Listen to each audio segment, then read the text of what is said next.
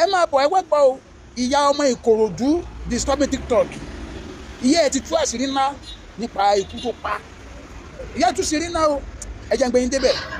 òyì pé ọdún kan àbọ̀ o mo bẹ̀ yín nǹkan kò ṣe ọmọ mi o ṣùgbọ́n gbogbo ẹ̀yin ọmọ Nàìjíríà gbogbo ẹnikẹ́ni tó bá fi àtáàkì bá ọmọ mi Ọlọ́run máa mú yín o tọ́ba yóò bá mú yín tọ̀run máa mú yín kò sẹ́ni tí ò mọ bọ́ọ̀kù sàkámà jẹ nínú òkòdù ní sọ́ọ̀bì TikTok mi lè ti sọ fún pé kó jáwọ́ lọ́rọ̀ Mohbad kò gbọ́ tèmi ní kò gbọ́ ti tèmi ní tó bá gbọ́ ti tèmi kò ní kúkú ìyà tó kú yìí o mo sọ fún kò gbọ́ ni o mo sọ fún ṣùgbọ́n gbogbo ibi kíbi tó bá ti wá mo fà yín lọ́nà lọ́wọ́ mo fà yín ìyàwó tó sọ̀rọ̀ ó ṣẹ̀ṣẹ̀ fẹ́ ni o mi ò pọ́ yìnbọn ọdún kan o kò yí pé ọdún kan o kò yí pé ọdún kan o ẹ lọ wo fídíò mi tó ti ń sọ̀rọ̀ ta ló ń ta ní ẹrí pé ẹ lọ wo dáadáa mi kì í ṣọmọ òpópó ta ló ń wò lọ́ọ̀kan ẹ rò pọ́mọ kékeré ni mí ni ẹ jọ̀ọ́ mo bẹ̀ gbogbo ayé gbogbo ẹ̀yin ọmọ àgbáyé ẹ má pààrọ̀ nǹkan tí ò ń ṣe tọmọ mi mọ́ o ẹ gbà mí o ẹ gbà mí o ẹ gbà mí ẹ ṣàánú mi o mi mọ ọmọ mi o ọmọ mi ò ní àìsàn burúkú kankan o kò sáìsàn burúkú kankan tó ń ṣe ọmọ mi o mo bẹ̀ yín ni o mo bẹ̀ yín o ẹ wo Ọlọ́run á gbàdúrà gbogbo wa ẹ ṣé mo dúpẹ́. lórí ọ̀rọ̀ tí ìyá yìí sọ wípé báyọ̀ ọ̀rọ̀ justice for Mohbad ló jẹ́ kí wọ́n pa ọmọ òun èmi ò fi gbogbo agbára gbà because òun nìkan kọ́ ló wà ní ìdí ọ̀rọ̀ justice for Mohbad kí sọ òun nìkan ló wà ní ìdí ọ̀rọ̀ justice for Mohbad that is number one. Number two dẹ̀ ni wípé ìyá yìí ní òun ti sọ fún gbà kan wípé kó jáwọ́ pé kò jáwọ́ màmá nígbà tẹ̀yìn mọ́rú ọmọ tẹ́ ẹ bí wípé ọmọ tó gbòòtọ́ dání ni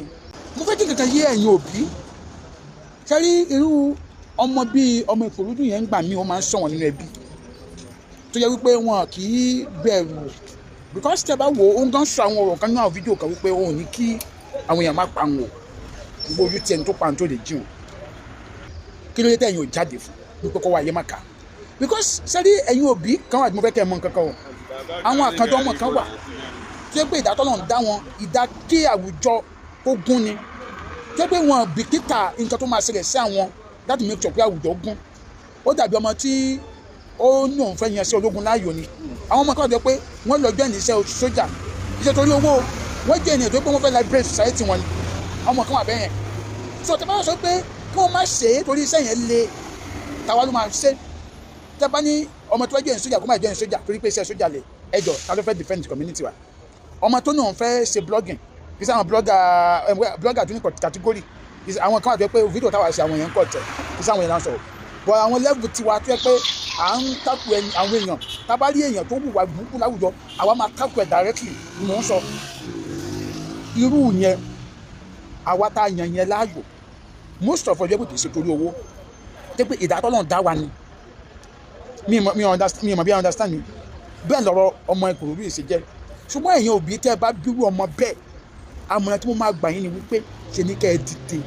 láti ràgàbọ́ kì í ṣe pé kó má ṣe ṣé wọn pé àwọn iṣẹ́ kan wà tó tún lé ní society wa tó ju blogging lọ iṣẹ́ rò pé iṣẹ́ lọ́ọ̀yà kìí sì ni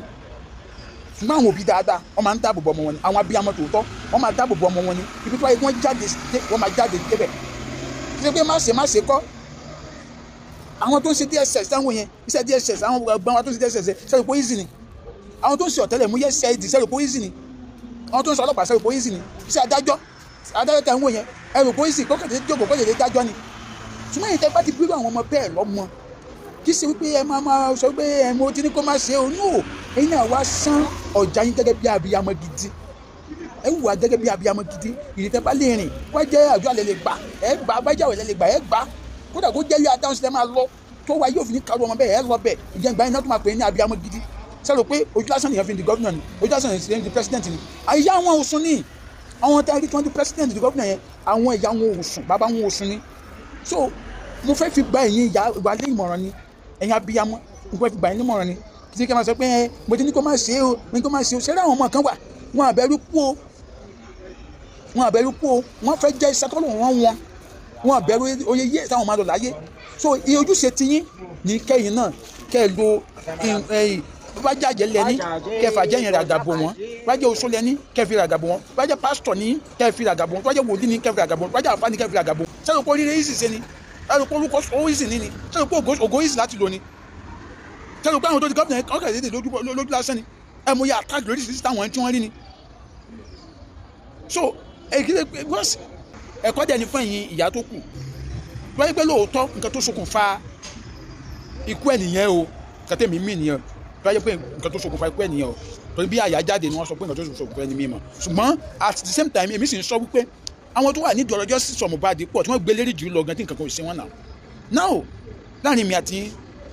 ṣé ọ̀rọ̀ Mohbad tó lè jẹ́ pé òun ló ṣokùnfà ikú ọmọ Ìkòròdú ẹ fẹ́ lóyún àdàbẹ́ comment section.